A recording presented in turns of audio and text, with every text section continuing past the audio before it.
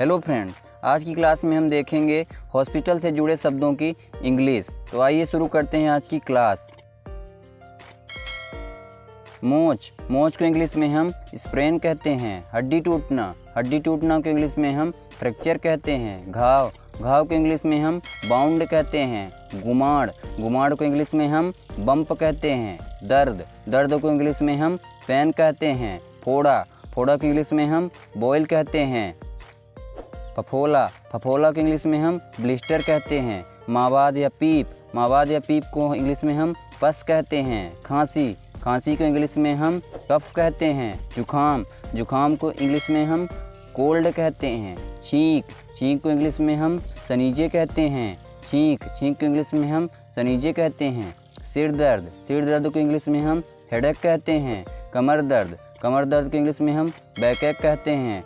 चोट को इंग्लिश में हम इंजरी कहते हैं। खरोंच को इंग्लिश में हम स्क्रैच कहते हैं। सूजन को इंग्लिश में हम स्वेलिंग कहते हैं।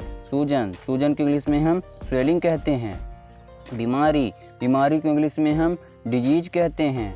खुराक को इंग्लिश में हम डोज कहते हैं।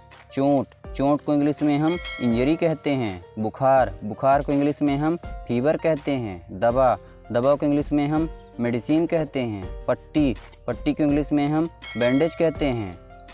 रोगी वाहन को इंग्लिश में हम एम्बुलेंस कहते हैं। खून बहना को इंग्लिश में हम ब्लीडिंग कहते हैं। अस्पताल को इंग्लिश में हम हॉस्पिटल कहते हैं। चिकित्सक को इंग्लिश में हम डॉक्टर कहते हैं।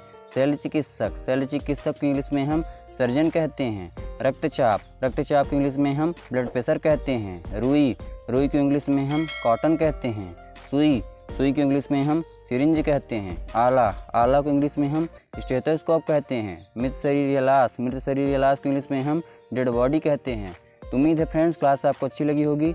हमारे चैनल में नए हैं तो चैनल को सब्सक्राइब और वीडियो को लाइक शेयर करना ना भूलें। Thanks for watching my video.